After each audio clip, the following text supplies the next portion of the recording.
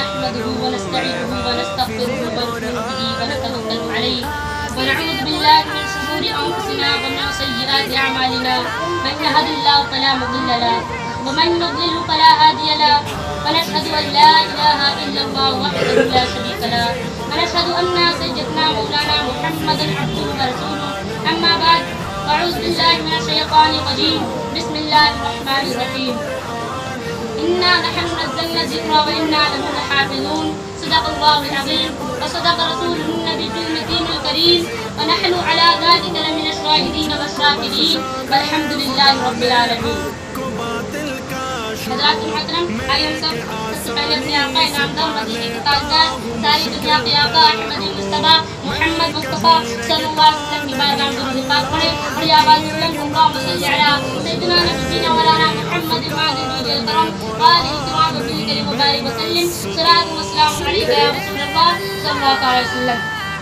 کہ جہاں ذکر حبیب ہوتا ہے خود خدا بھی قریب ہوتا ہے، جہاں ذکر حبیب ہوتا ہے خود خدا بھی قریب ہوتا ہے، اور ان کی محفل میں بیٹھنے والا آدمی بڑا ہی خوش نصیب ہوتا ہے. ان کی محفل میں بیٹھنے والا آدمی بڑا ہی خوش نصیب ہوتا ہے. محترم سامعین اکرام، میں نے خطبہ مسنونہ کے بعد جس آیت کریمہ کی تلاوت کرنے کا شرف حاصل کیا، اللہ رب العزت قرآن مجید میں ارشاد فرماتا ہے انا نحن نزلنا الذکر وانا لہ لحافظون، کہ قرآن مجید کو ہم نے نازل کیا اور اس کی حفاظت کرنے والے بھی ہیں. تو آسمانی کتابیں اور ہیں، آسمانی صحیفے بھی ہیں، لیکن اللہ رب العزت نے کسی کتاب کی ذمہ داری نہ لی. صرف اللہ رب العزت نے قرآن مجید کی ذمہ داری لی. توریت بھی ہے، انجیل بھی ہے، زبور بھی ہے. اللہ رب العزت نے کسی کتاب کی ذمہ داری نہ لی، صرف قرآن مجید کی ذمہ داری لی. حضرات محترم، آج یہ قرآن مجید کی بلندی کو سمجھنے کے لیے، قرآن مجید کی عظمت کو سمجھنے کے لیے، حضرات محترم میں ایک بات کو بیان کرتا ہوں کہ آپ لوگ ساری کی ساری کتابوں کو سمندر کے اندر ڈال دے، توریت کو سمندر میں ڈال دے، انجیل کو سمندر کے اندر ڈال دے، زبور کو سمندر کے اندر ڈال دے، قرآن مجید کو سمندر کے اندر ڈال دے، پھر اس کے بعد آپ لوگ ایک ایک کر کتاب کو پکاریں کہ اے توریت باہر آ جا، اے زبور باہر آ جا، اے انجیل باہر آ جا، لیکن حتیٰ کہ کوئی کتاب باہر نہ آئے گی اور جب آپ پکاریں گے کہ اے قرآن مجید باہر آ جا، تو ہندوستان کی سرزمین پر ہزاروں حفاظ کرام سینہ ٹھوک کر کے کہیں گے کہ جب تک مسلمان زندہ ہے، مسلمان کے سینے میں اسلام و قرآن زندہ ہے. اسی نے کسی شاعر نے کیا خوب کہا کہ نہ گھبراؤ اے مسلمانوں، ابھی خدا کی شان باقی ہے. نہ گھبراؤ اے مسلمانوں، ابھی خدا کی شان باقی ہے. ابھی اسلام زندہ ہے، ابھی قرآن باقی ہے. ابھی اسلام زندہ ہے، ابھی قرآن باقی ہے. اور یہ کافر کیا سمجھتے ہیں جو اپنے دل میں ہنستے ہیں؟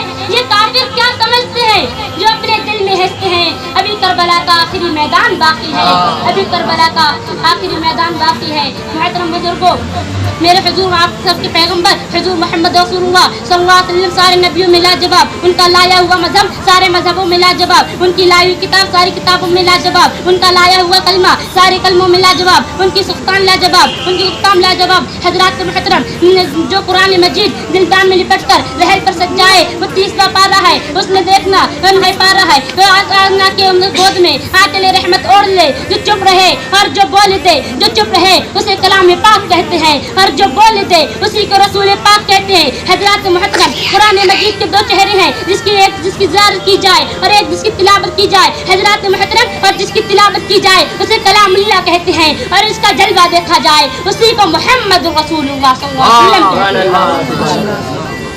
اسی لیے کسی شاعر نے کیا خوب کہا کہ مٹانا اس کو دنیا سے کوئی آسان تھوڑی ہے، مٹانا اس کو دنیا سے کوئی آسان تھوڑی ہے. اور سنو یارو، سنو یارو، یہ کسی انسان کا فرمان تھوڑی ہے.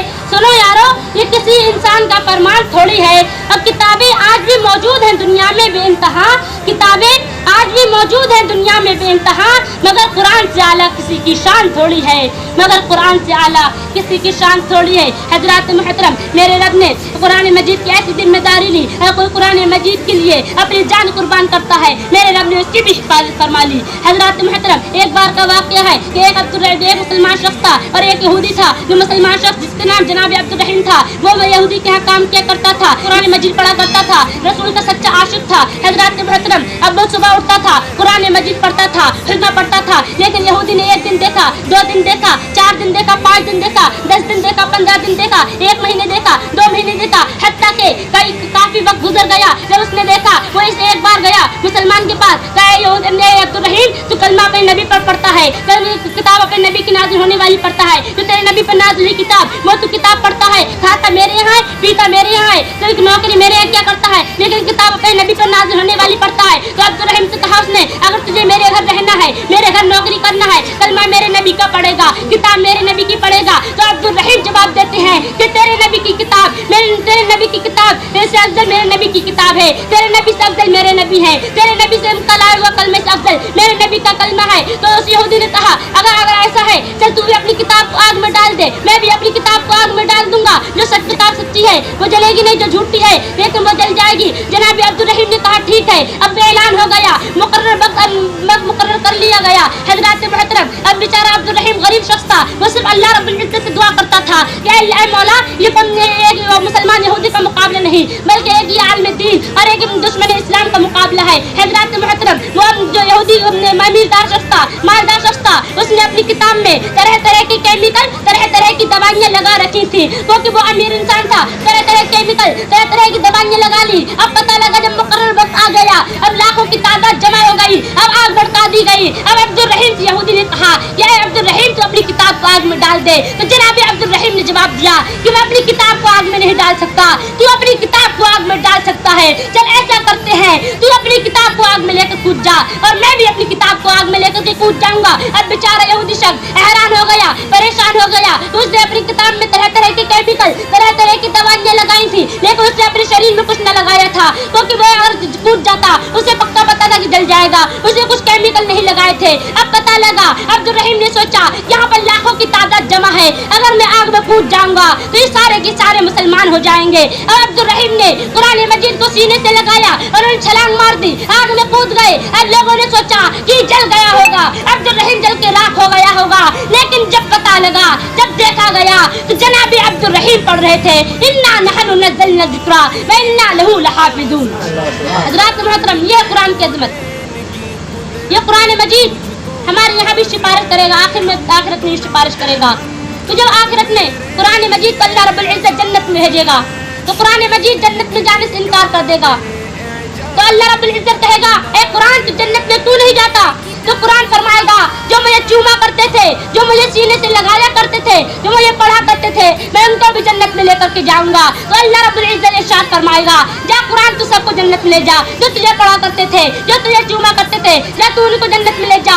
अब कुरान शरीफ कुरान जिनको जन्नत में ले जाएगा, अब वो दरवाजा खटखटाएगा तो अंदर से आवाज आएगी, कौन? तो कुरान कहेगा, अल कुरान हुआ माइल कारी, मेरे कुरान हुआ मेरे साथ कारी है। हजरात मोहतरम, क्योंकि कुरान हमारे यहाँ पर भी सिफारिश फरमाएगा और आखिर में सिफारिश फरमाएगा। इसीलिए किसी शायर ने क्या खूब कहा कि दुनिया के शायरों का ईमान बढ़ करके देख, दुनिया के शायरों का ईमान बढ़ करके देख, फिर उसके बाद रब्बे करीम का कुरान पढ़ करके देख, फिर उसके बाद रब्बे करीम का कुरान पढ़ करके देख, आंखें भी होंगी रोशन, दिल भी बनेगा गुलशन, आंखें भी होंगी रोशन, दिल भी बनेगा गुलशन। तू सिर्फ एक बार सूरह रहमान पढ़ करके देख, तू सिर्फ एक बार सूरह रहमान पढ़ के